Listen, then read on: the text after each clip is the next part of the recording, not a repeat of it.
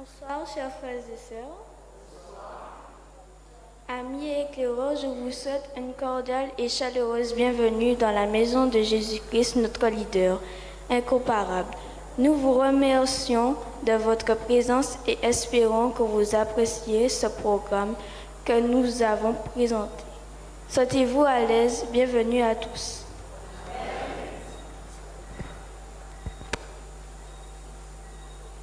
Mettons-nous à genoux pour la prière.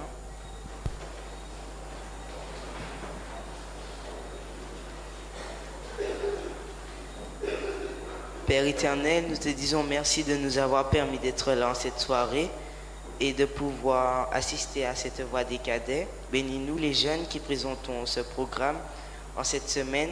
Permets-nous de pouvoir faire ça pour ta gloire durant toute cette semaine et pouvoir te rendre hommage et ramener plus de cœur à toi. Au nom de Jésus, Amen.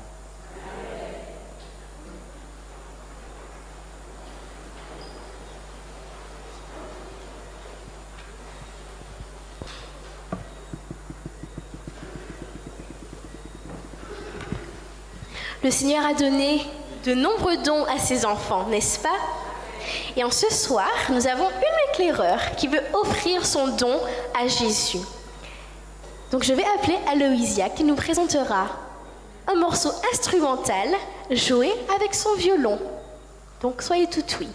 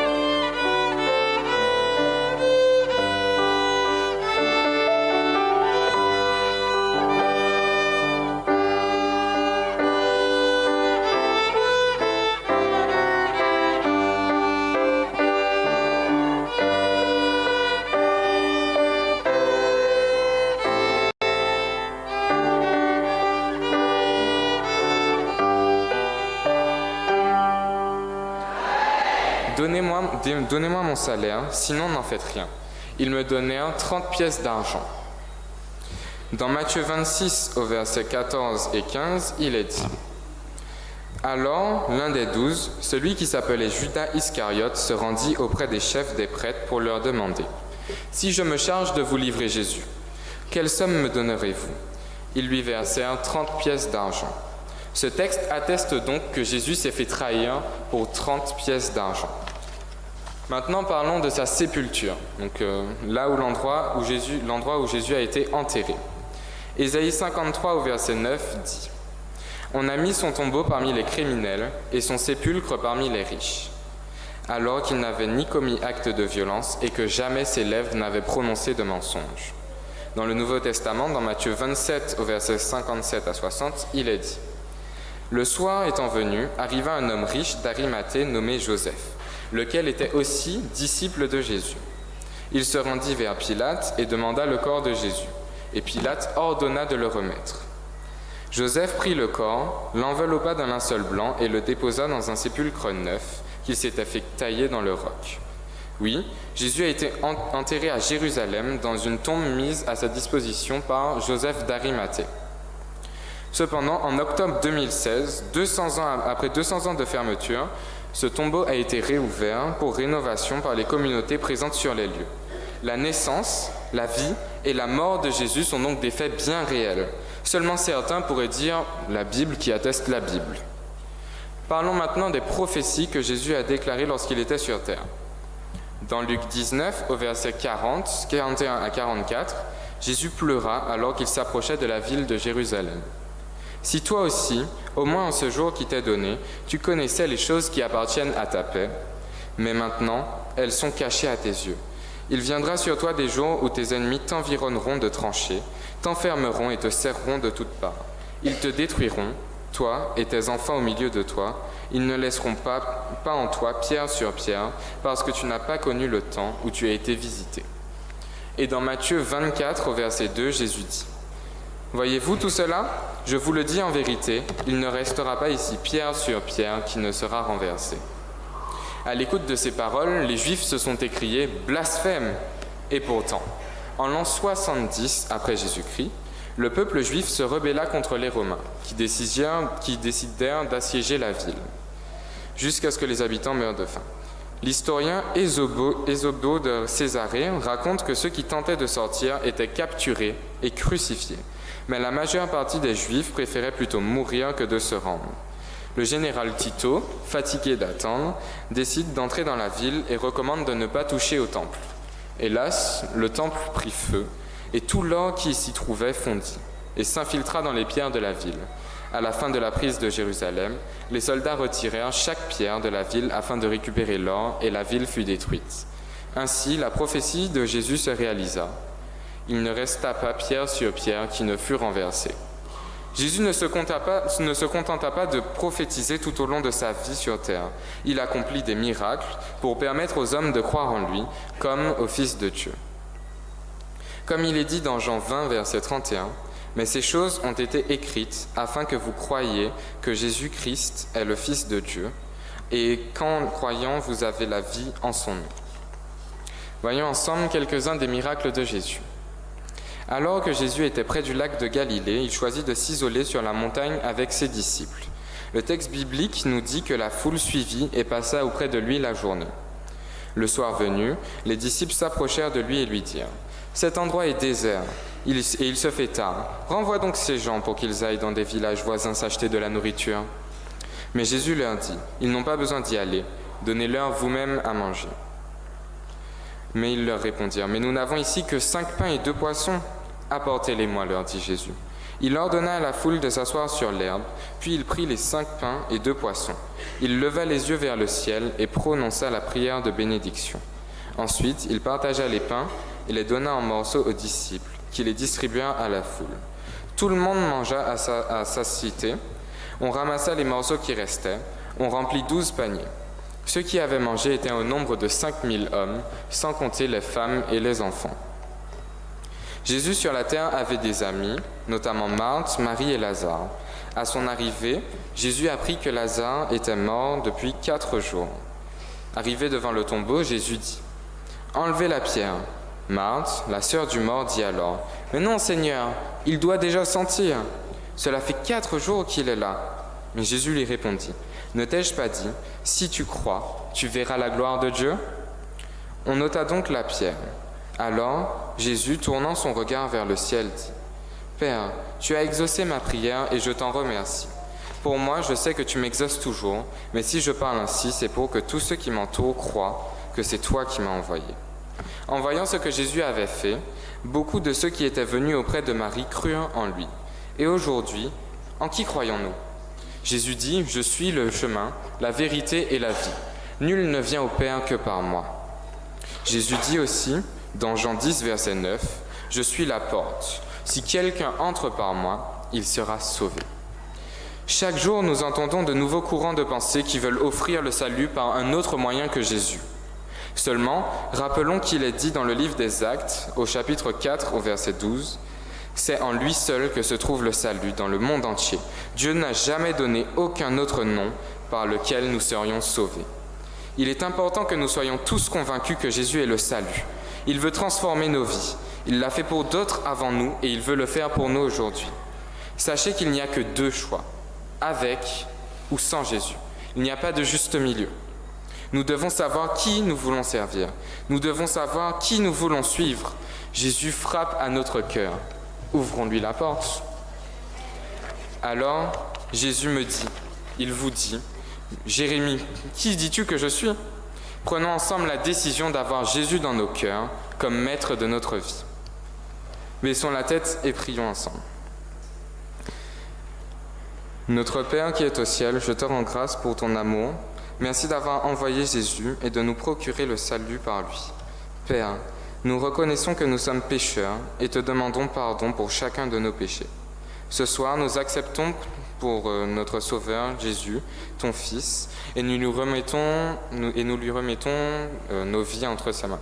Nous te remercions pour tout ce que tu fais et permets que tout puisse bien se passer par ta grâce. Nous t'avons prié au nom de Jésus et pour ta gloire. Amen. Merci. Je suis content.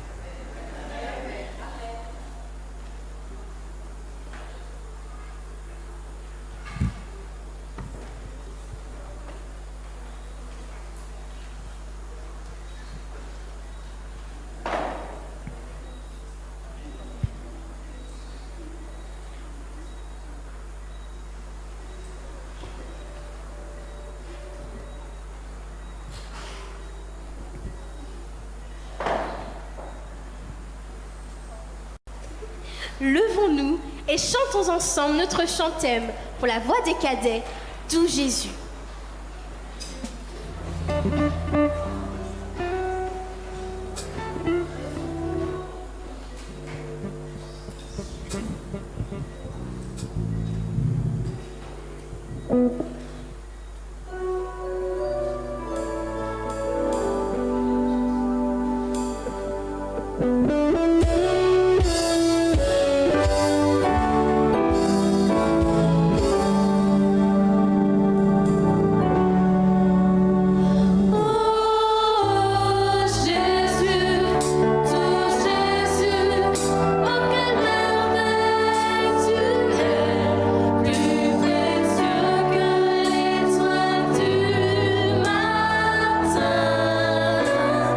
Tu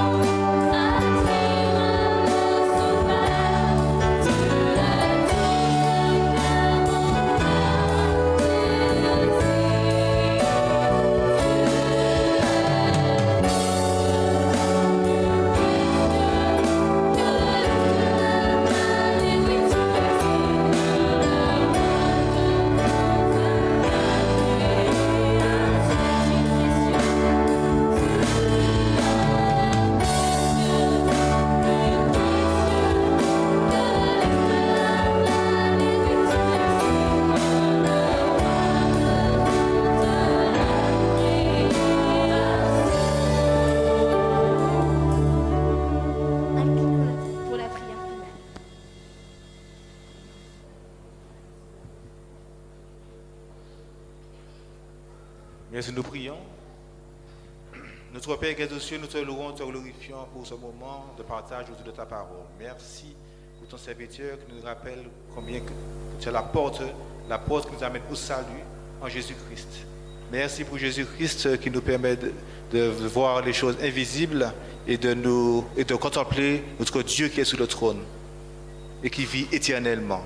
Que tu puisses, Seigneur, rester avec ton serviteur ce soir. Il nous a donné le pain de vie, fortifie-le et permets-lui de rester fidèle jour après jour avec toi et d'être un jour un serviteur efficace pour ta cause. Que tu puisses bénir tous les jeunes également, tous les cadets en ce soir, que tu puisses les soutenir, les fortifier et qu'ils puissent passer par la porte qui est Jésus-Christ tous les jours de leur vie et être agréable à tes yeux. Que tu puisses les fortifier, eux et leurs familles. Que tu puisses nous bénir tous en ce soir et que nous puissions garder en mémoire ces paroles que nous avons entendues dans ta parole.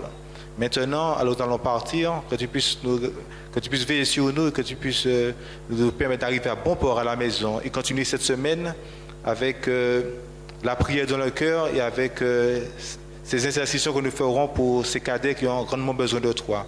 Que tu puisses bénir cette église, permettre à cette église de grandir spirituellement chaque jour et de ressembler à Jésus-Christ.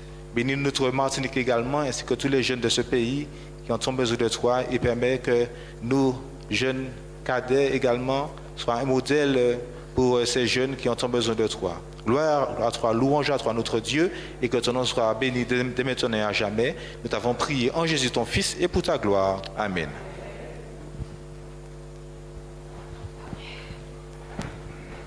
Merci beaucoup de votre présence et à mercredi soir, si Dieu veut, 18h45.